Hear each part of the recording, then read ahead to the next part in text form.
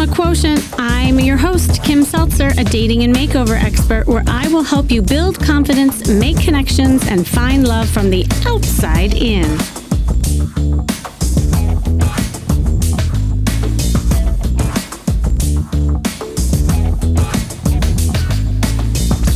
As most of you know, I work a little differently than most, where I work from the outside in rather than the inside out. I know that raises a lot of eyebrows when I say that, but here's the truth. The truth is, how you market yourself is crucial in who you attract, which in turn is connected to how you feel.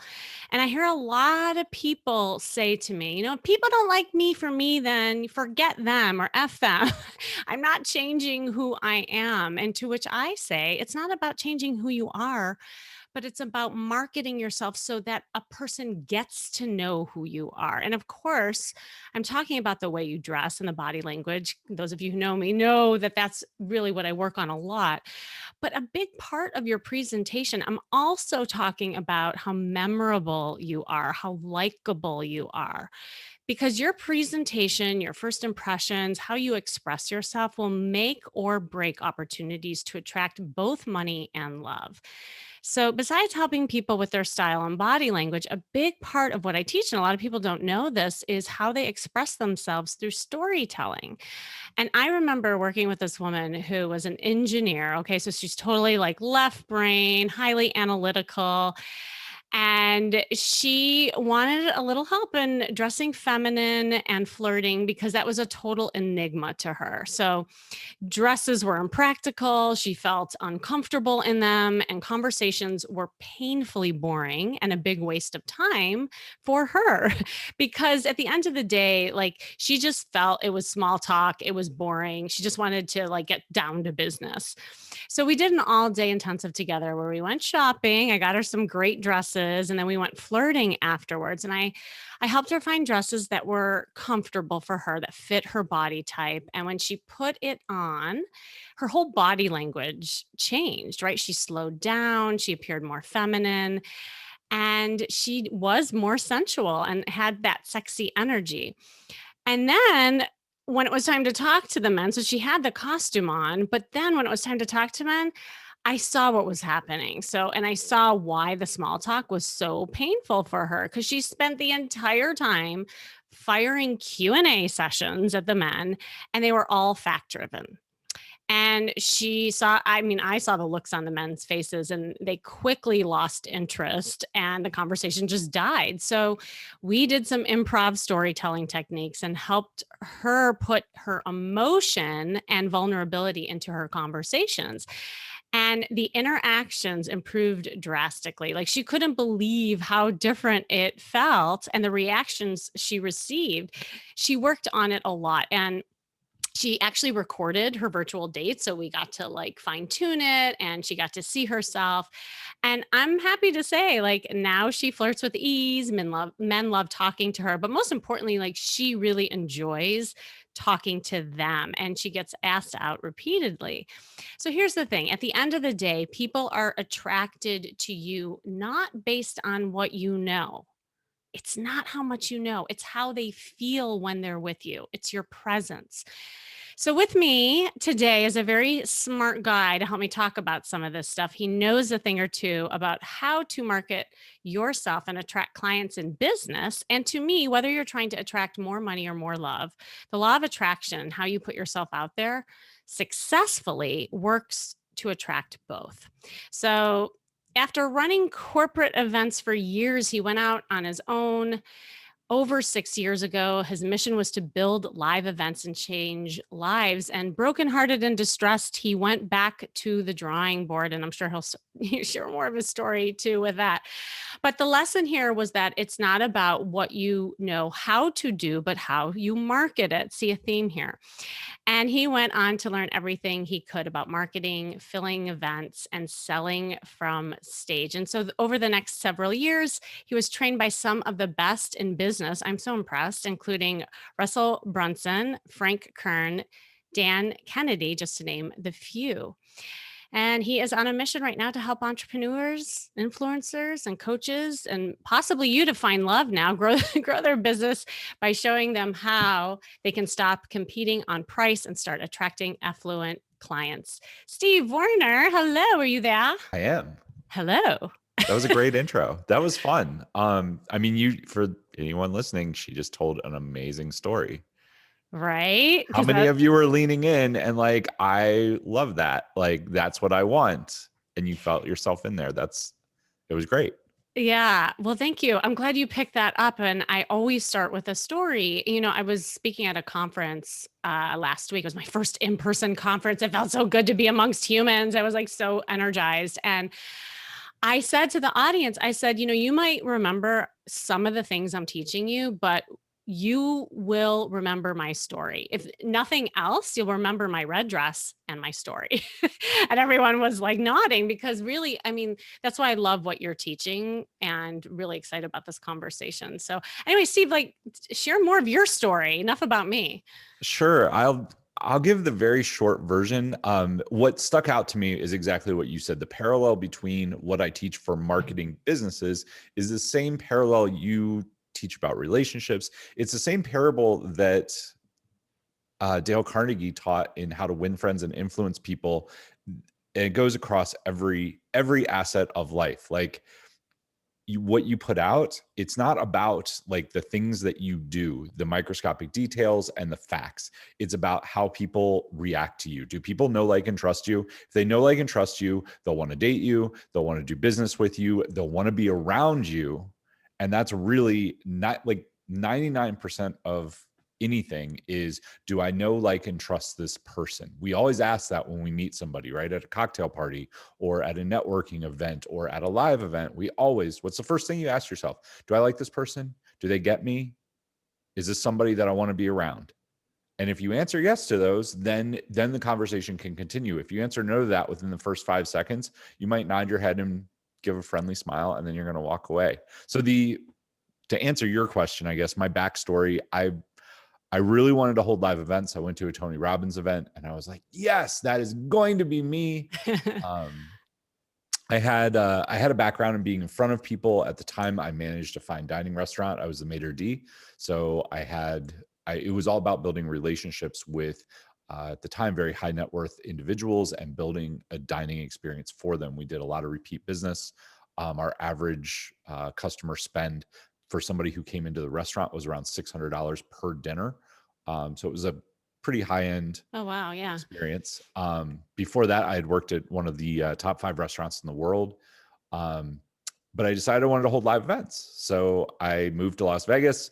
I rented a huge space. I spent a whole bunch of money and nobody bought. I sold 2 Oh, tickets to a 1,500 person event. I had the speakers lined up. Um, ouch. all of it was ready to go. And this was like my hopes and dreams, right? I had liquidated my 401k. I'd spent a lot of my savings, um, but it didn't work. And I was left scratching my head. And it was a really, really interesting crux in like my history because I had like the choice. I had a headhunting offer on the table. I had several headhunters that were contacting me with 6-figure offers to go back into the restaurant industry because I was very good at that part of it. I was good at connecting to people. I was good at telling stories. I was good at making people feel amazing coming in, spend money. Um, but I knew that this is what I wanted to do. And I think I like universally across everyone, like there are those moments when like the universe tests you, like, is this really what you want to do? And you have to make a decision and like put your foot down and say, yes, I am doing X. And that's what I had to do. I had to move into a friend's utility room. It wasn't even a bedroom. It was an 8x9 room that the bed barely fit in. Um, I had to go back to the drawing board. The short version was that I learned that marketing is really about telling stories. It's about connecting with people. What I had started with, and the reason that event failed, is because I listed all these facts on the Mhm. website and in the marketing, but nobody buys facts. They buy the story. Is this going to get me what I want? People are interested in what is in it for them always. Even in a relationship, they are 100%. What's in this for me, right? What am I going to get out of this? If I make myself vulnerable, if I put myself into this relationship and I give into it, what am I going to get out of it? Am I going to get the love? Am I going to get the security? Am I going to get the feelings that I ultimately want out of it? I've done a lot of work in NLP and personal development, so I can talk to some to that. But that's what I had to learn in marketing. Over the next, so that was 2014. Over the next 7 years, I held more than 60 events, 40 for myself, 20 for clients. I worked as a marketing consultant. But the main thing that I teach people behind all the event stuff is you have to tell stories on stage. Telling stories from Mm, stage, telling stories in person through yeah. emails gets people to connect with you. Um, and Yeah. that's kind of the core. We can talk about flirting and some relationship stuff, but that's if you tell great stories, people will come to you. And I don't I want to give you a chance to talk, but there you said something in the intro that really triggered me. The engineer woman that you were talking Oh, about yeah. was Mhm. interested in facts, right? And you said like people say, well, if they don't like me for me, then fuck them. Sorry. Mhm. Oh, Like no, you're screw good. them. Okay, like screw them. Better you than me Um, saying that. like Yeah. I remember hearing that, and like I remember thinking that in high school and some in college, and I guess probably some in my adult life. But the thing is, it's not about changing who you are. It's about putting your best foot forward. Yep. That's all it is about. And like, we all want people to see the best side of us. The reason that that comes up is like, we all want to feel special. We all want to feel like we're unique. That starts inside of you. That does not start with the other person. When you put your best foot forward and you say, this is who I am, and like, I'm talkative. I love talking about business. I don't watch TV. Like these are quirks that like I know myself, and they will repel some people and attract other people. That's fine. But putting the best version of Yes. myself forward is really what it's about. And the engineer lady that you were speaking to, she had great stuff inside of her. She just doesn't like small talk. She just wants to feel valuable. And she's also defaulting to, what does an engineer do all day? Is this going to work? They're 100%. constantly problem solving. So her mental paradigm was, I'm going to problem solve and I'm going to ask these guys a bunch of questions. And dudes are like the first time somebody asked me a bunch of questions, I'm like, does she just want me to fix everything? Like, this isn't fun. This is not relaxing. Yeah, the guy's eyes were literally like rolling back behind their head, like they had no clue what she was talking about. But, to your point, and this is so true, is that people default back to what they know. I mean, that's what confidence is, right? Like we all have the default button back to what we know. And confidence to me is experience, right? So her experience was, yeah, like being analytical served her in business. So she's like, all right, well, I'll do that over here in the love. And it just wasn't working. And so, I was also trying to help her see how these skills that I taught her, with the flirting and the storytelling and being feminine and using that as her power could really even serve her in business and friendships and in all aspects of life. So it's not just one area because she was compartmentalizing it all too, Yeah. which I think is interesting. And I know that you speak to that as well. Cause I was wondering, like for you, when you teach people, like what are some of the fundamental kind of rules or like where can someone get started to really like market themselves well? Sure. Kim, that's a great question. So, I mean, what do you like? Think about what you like. And Mm, then think about a story that accentuates it. Because if you tell somebody something, one, they feel like they're being told something. So, what's the first thing I do if I tell you, um, I don't know, like the marketing story that I use is if somebody tells you, you should eat more red meat or you should eat more protein, our mind immediately wants to say, I'm special. That may or may not be true for me. I'm trying to pick apart an argument. So, in a relationship thing, if I say, I like to talk a lot, which I said earlier, right? People are like, ooh, I don't know if I like that.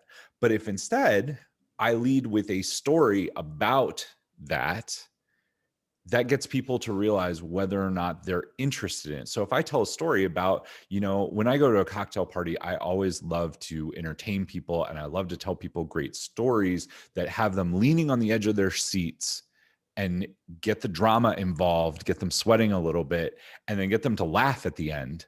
People are like, "Oh, I Yes. like that guy."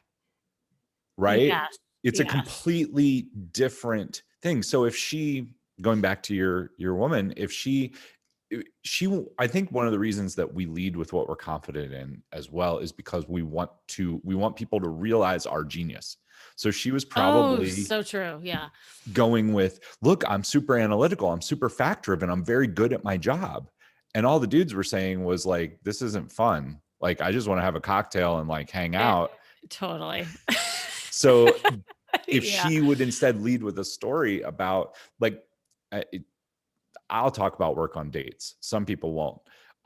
But if she wants to talk about that, she needs to instead tell a story about how she solved a great problem and did something awesome at work, and how like that changed something. That's entertaining, right? Like, you can tell a movie story. Take your favorite movie, whatever it is. You can tell it in a dry, boring way, or you can add in a lot of interesting tidbits and have some drama. So pick what you like, to answer your question Pick what you like. succinctly and give it like a bullet point framework you can follow. Pick what you like and pick a story that highlights that thing, whatever that is. And start with that. Like, start with a story and include the other person. This is the other key thing with storytelling. If you notice Mhm. like that, we just went back through a bunch of stories. I I ask, hey, does that make sense to you? Like, have you ever been in that? Like, have you seen something like that happen? Include the other person. Don't Love that. Yep. just make it one-sided. Those would Yeah. be two Yeah. really easy things. Those are awesome. Those are really, really good. I do an improv game with people. I have an improv background. I don't know if you know that, but that's at Mhm. least a prescription that I give all my clients. You have to take an improv class and you have to take salsa dancing. Like it's just like it's a prerequisite. Oh so gosh.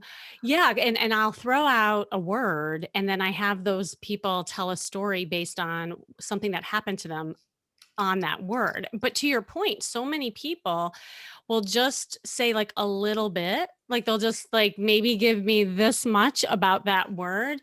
And I love what you just said because really it's about expansion, like it's about creating an emotion out of that word. And so feeling words is also something I think is really important, like in storytelling. And I can hear that you do that too naturally. And I think getting out of that fact, like left brain thought and talk into more the feeling based part of the story also I think connects people. Like, do you find that as well? For sure. Okay, so what I tell people is, when you're starting, this is more of a stage technique, but it works great. It works great if you have kids. It works great if you are like having that first conversation with a woman or a man that you're trying to attract, like somebody in a club, somebody at a cocktail party. So always, this is this is an NLP technique, but it works Yeah. incredibly well. And it goes just to what you're saying. So how do you invoke emotion? Right? I can tell you, this morning I had a spinach omelet that was amazing for breakfast.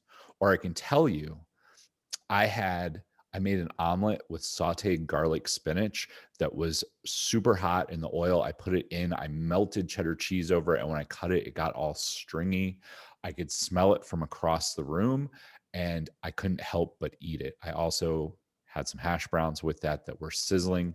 I'm adding in descriptive words, Yes. and authors do this. When you start describing something, if you like a spinach omelet with cheddar cheese, your mouth is probably watering a little bit right now.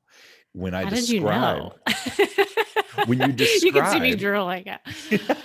when you describe something in detail and use sensory words, right? Touch, taste, Yes. sound, hearing, smell. When you use those descriptors, the person that you're talking to's brain will instantly start to pay attention to you. So this is great if you have kids and you're listening to this. I don't have kids, but I've done this. Well, I learned this in restaurants when kids were misbehaving, and maybe they weren't misbehaving, maybe they weren't crying, maybe they were. if I grab their attention by describing something, and it could be asking them. So I worked at Vail. So I worked on the mountain, right? I would ask them, "Hey, did you guys go down the tree run today with the big fluffy snow and that pine tree over there that's drooping over? Did you enjoy the bright sunshine?" Just by saying those words, they would imagine it. And when they imagine it, they could no longer be in the other state, which was running around, crying, whatever it was. The same thing goes when you're somewhere talking to somebody. If you start with a description, and the thing is, you can't be like, "Hey, how are you doing?" and then go into it. Just start Start. describing it. Yes. They Yes. will immediately pay attention to you. And now you have, so like they're not going to pay attention to you forever. Now you have 10 to 15 seconds to move the conversation where you want it to go. So you can start. So if I'm using that egg story, I've used that a few times, right? If I'm talking about the omelet that I made, I can then go, "Do you like going out for breakfast? Because I love going out for brunch. I'd love to cook you some breakfast There maybe you sometime, but we go. could go out for brunch first. Maybe that's a better first step." People are like, Bam. "Oh, exactly. Yes. Like works great." Yes. That's awesome. You know what's so good too about storytelling is I feel like it breaks barriers. I think one of the hardest things when you're first meeting somebody on a date or a social event, it's that stiffness in the beginning where everyone does those like common questions. Hi, how are you today? What brings you here? And it's like so boring. But if you enter a conversation with a story, bam, like you're off to the races. And it actually reduces anxiety, I feel, socially when people do that because it becomes more of that human, Well, connection, that's so to speak. I'll give you one more that this is a dating thing that I have found. It works well in business Uh-huh. as well. And that's to be vulnerable in your story. You don't Yes. have to, you don't want to end a mess, right? You don't want to be Britney Spears shaving your head, having a meltdown. Right. If something bad is going on, you don't want to end on the vulnerable. You can be vulnerable in your story and come out the victor or solving Yes. whatever it is. And it doesn't have to be like, you don't need to be, if you're bragging or boastful, it's probably not going to be a good story and definitely not going to No. end well on a date. It doesn't end well in business either. But if you start by saying, "I didn't know what I was doing, I was trying to figure it out." I mean, if you go back to my story, I fell flat on my face. I burned through 30K, my 401k. Like, Yeah. I had to move into a friend's spare bedroom that wasn't a bedroom. It was a utility room that should have had a washer and dryer in it. Like, that's being vulnerable and letting you see my scars and some of the stuff that's like in my background, right? You let people see some of the skeletons a little bit, and then people know you're real. They will trust you more, and they Yes. understand, like, okay, I can connect with this person. The if you've ever heard, like, when Superman first came out, they didn't have kryptonite for Superman, Oh, and really? 4 months into the comic, it was dying because he was too perfect and no one could relate. There Oh was my God, no I didn't re know that. That's Yeah, you awesome. you can go back if you Google it, there's a whole Yeah. bunch of, like, talk about it. They didn't know what to do because they at the time, they were like, "We're gonna create the superhero that has everything." But if you look, like, when they saw that, they put it out and they were like, "This is gonna be great." And people bought it at first, and then they fell off very quickly. Like, it was like straight down. And they started doing some market research, and everyone said, "We can't connect." So when they changed him to, he's a bumbling idiot during the day that is super good looking, but has to hide behind glasses and doesn't know how to talk to people, everyone suddenly was like, "I'm Superman. I feel that way in my It's personal life, relatable. but I have that moment when I rip off the clothes and I am amazing," and everyone can connect. That is super awesome. I didn't know that about Superman. That's a fun tidbit. Well, it's like the hero's journey, right? Joseph Campbell's Same. book. Yep. Like it's all the, kind of like we connect with that authentic story because then we don't feel like we're the only ones that have had bad things Yep. happen to us. But I want to talk about the vulnerability piece. And that's why like I love you and the connection because it's like we speak the same language. I literally was going to talk about the vulnerability piece. And what I hear a lot of my clients say is they don't understand what vulnerability means. Like a lot of times they interpret it as TMI. like, oh, I don't want to go on a date and just like feel like, oh, I'm just barfing all this stuff about me. And it's not about that. And I think your example was so brilliant. And I was talking to a client the other day, and she had an embarrassing story. And I think embarrassing stories actually work really, really well because that's adorable. Like we've all been there, done that. And she's like, "Well, I don't want to come across as something that like that's embarrassing." Because that was her problem. Like she was trying to be too perfect, for the guy. I said, "Actually, I think by you sharing a vulnerable moment, an embarrassing moment will make you more human, and I think a guy would love that."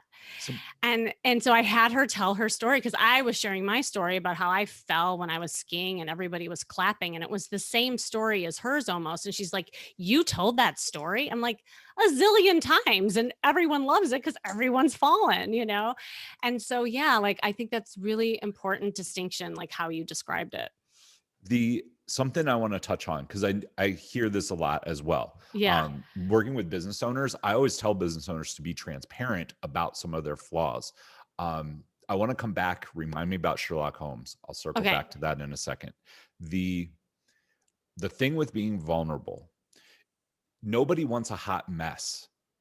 If you're going to be vulnerable, when you told the Yes. skiing story, right? You fell, everybody's clapping, but you know what? I went up and I got on with my day and I laughed at myself. I went down and had a great cocktail. That shows confidence, Yes. not being a hot mess. If you would have Yes. said, I fell down and oh my goodness, and waterworks start, the dude's going to be like, nope, you can't handle yourself. Like Right. you're That's a not good distinction. Yes. Yes. there. Nobody wants like, I since we're talking about dating, I've gone on a lot of first dates. I went on a blind date salsa dancing. We can talk about that later. Oh my god, did you go to improv after? Like, what? No, no improv. We did do an improv class, but that's the um I like one of these dates I went on, I'm trying to remember. I had a girl tell me all about like her ex and how it was a Oh, mess and like a meltdown. no. Right. Like that's not inspiring Buzzkill. confidence and that is TMI. Yes, it But is. telling something that makes you vulnerable is, you know, it's something that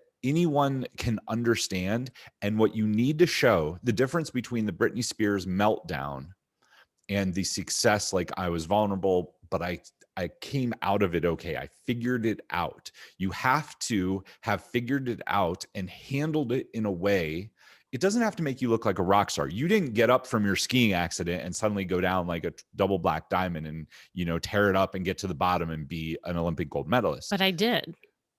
No, just I was like, wow, maybe. wouldn't that be something? No, I'm just kidding. But you got up and you were like, I got whatever, up. and you went on with your life and you're a whole person. That's what people Yes. want to see. Like that's the normal thing, right? Everybody struggles with stuff. We are all human and anyone who if you're around somebody that seems too perfect, one of two things is going to happen. Either you're going to call bullshit and you're going to be like that person's not real, which means you don't want to spend time with them, or you're going to see yourself as less than that person.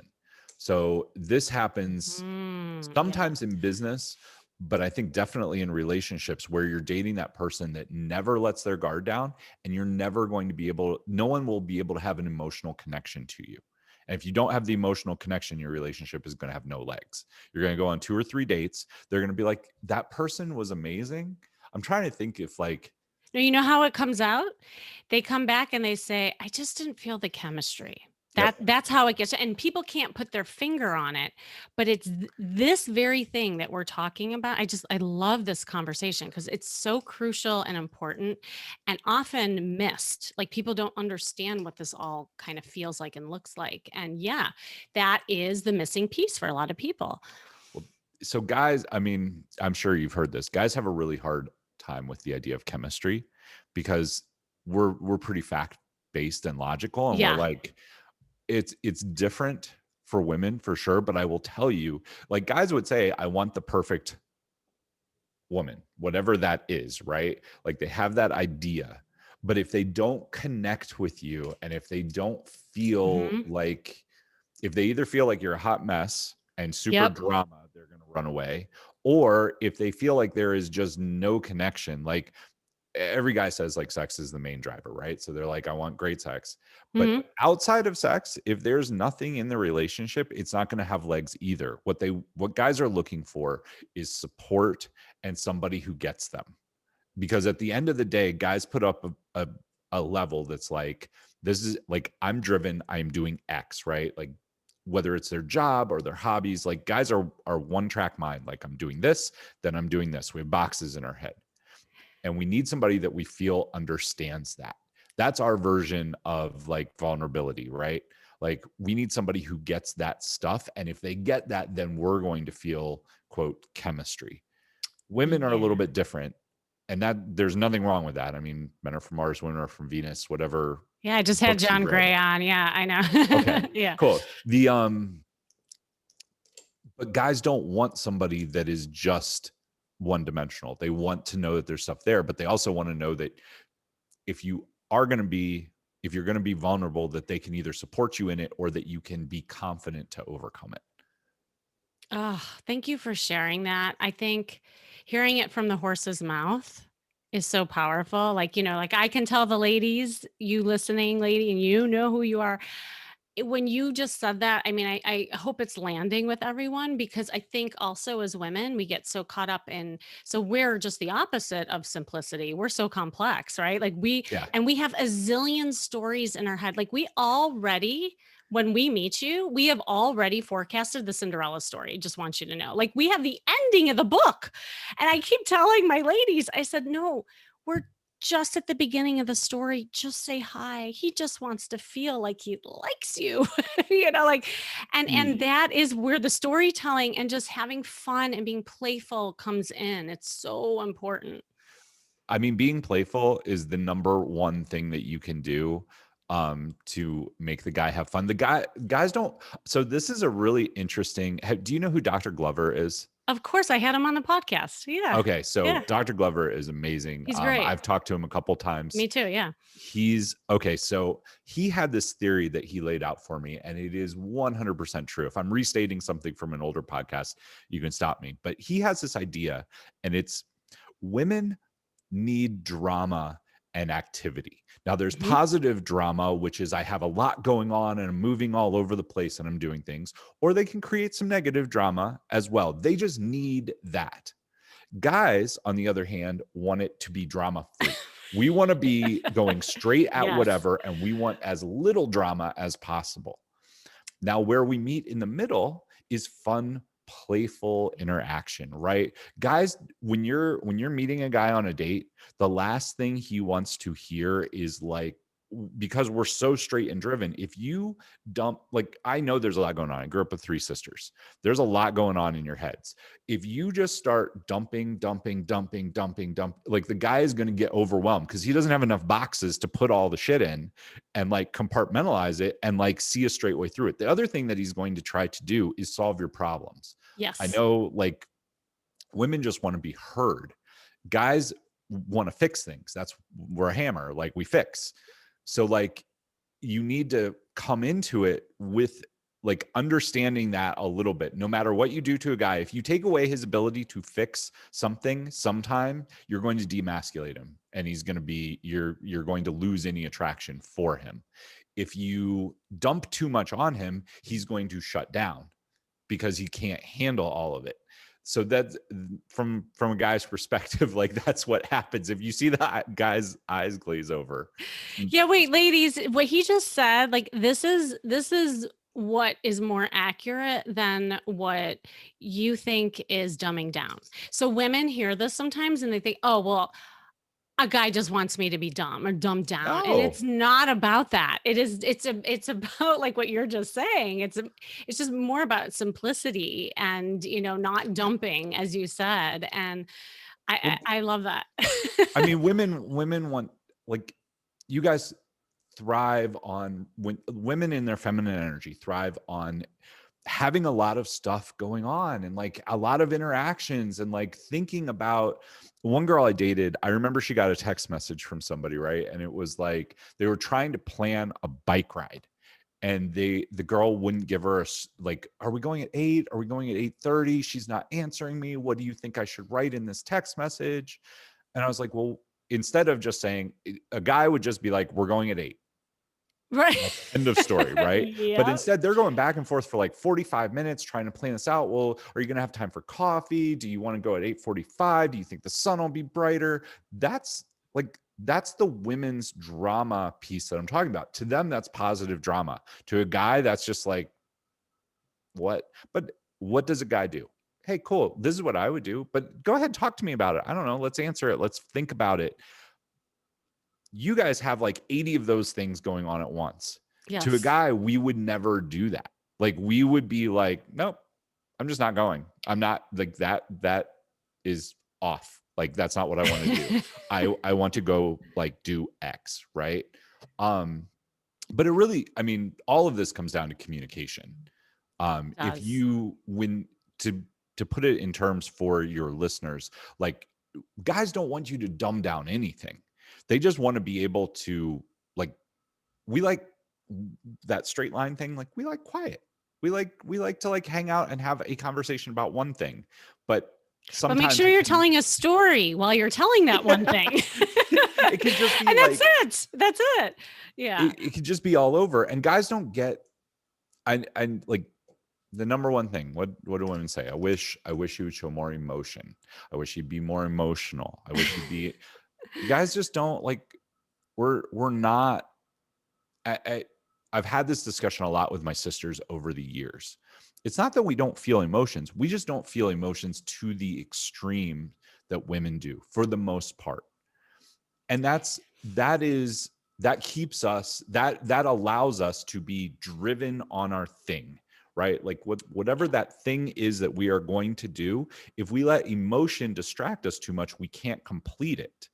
So it becomes it's just, from birth, that is what it is. Can we be a little bit more in touch? Sure, but it would take away from our masculinity. What is attractive about a masculine guy, right? He's solid. He has a very firm, like, framework. This is what he is doing, and that's what's attractive, right? It's opposites attract. Right. Yes, there's something in the middle that works. I hope I'm not being too far out there. I think you're understanding what I'm saying. But I there's, totally get. I mean, we just need to have you back and we'll do part 2. But I think but come full circle, that's why I love storytelling so much, because of what you're saying, in that a guy can still feel emotions through the senses of a story, and that's going yeah. to get translated as feelings, as chemistry. And that works Yes. both ways. It works for men, it works for women. Well, speaking about all over the place, I wanted to bring you back to Sherlock Holmes. I didn't forget. Got it. Okay, so this Yeah. is the difference to Superman. So Oh, Sherlock Holmes was created. They gave him the archetype. They followed the hero with 1,000 faces, right? Like, it's that uh-huh. same archetype. But if you look at Sherlock Holmes, he had a fatal flaw. And his fatal flaw, if you don't know, he was addicted to opium. Oh, I didn't So, know that. What? yeah. I'm learning The so much, from kryptonite to open. What? So I'm gonna blow your mind a little bit. Did you ever watch the show House? No, I didn't. Okay. I'm not a big TV watcher, but I know this Okay. is a marketing lesson. For those of you out there who have ever watched the show House, House was directly built in 2 hours. They looked at Sherlock Holmes, took his archetype, and said, how can we apply this to modern day television? And they built a show called House from Holmes. They gave him Hmm. incredible detective skills that always blew somebody's mind. He was kind of an asshole, very similar to Sherlock Holmes. Mm-hmm. And they gave him a fatal flaw in that he was addicted to heroin. Same thing, but Same it makes thing. the character interesting. Yep. I'm I'm going to throw one more thing out there. This is like, this comes from guys dating stuff, but the how many of you have been attracted to a guy and you know that it's not the right relationship, but you still can't help yourself? You either want to Mm-hmm. fix him or help him. You can't figure it out, but there's something there. And usually it has to do with some kind of fatal flaw. That's This is true. And this is the other like conversation that I have with the women is that if they can't change the flaws, they can't change the guys, but if they're not liking who they're attracting, then they got to change the way themselves. they are going at it and themselves to change the result. Cuz it's true cuz women who are fixers and like to help and they tend to attract those kind of lopsided relationships. So that's where we're going to get into all this other stuff. But oh, Steve, I could go on and on with you. I just realized, oh my God, we're still talking. See, this was a good date.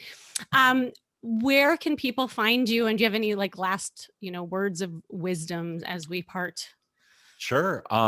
People can connect with me if you go to Steve, Steve dot cash, Cash.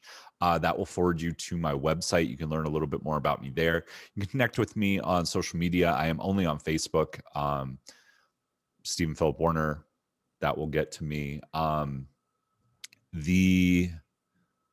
trying to think. There was one other piece that I wanted to bring up.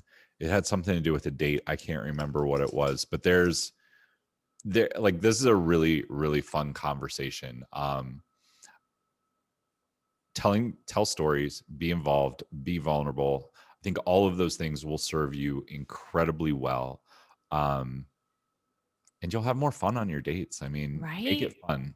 That's if Yeah. it's not fun, like you're not if it's not fun, you're not going to enjoy it. You're probably not going to attract the right person. Um, it really does start inside of you. Like it is not ever the other person. It is always, always you. Like whatever you're attracting is what you're putting Yes. out into the universe.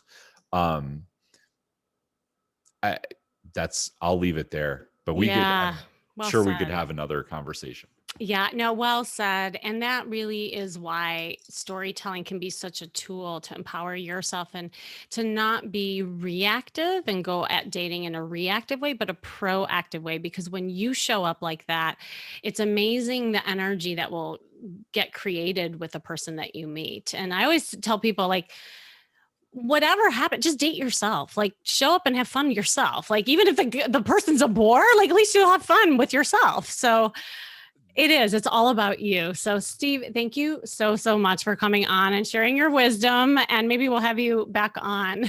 Hey, no problem. I would love to come back on yeah, it would be super fun. Thank you Great. so much. Thank you. And thanks for joining me today. This has been the Charisma Quotient, and I'm your host, of course, Kimmy Seltzer. Remember, you can build confidence, make connections, and find love from the outside in. And make sure you go to my site, kimmyseltzer.com. And if you're struggling with your presentation and how you express yourself, besides contacting Steve, there are also some things you can do. You can definitely empower yourself first by downloading my free style guide for men and women so you know what your body type is and you can get some great clothes to start with. And you can find that on my website, of course, kimmyseltzer.com. And second, sign up for a free coaching session if you want to strategize how to increase your marketability attraction factor so that dating becomes fun and effortless. So just click the link you see in the show notes to book your time. And remember, it starts with you, and working on yourself is working on your love life. That's all for now.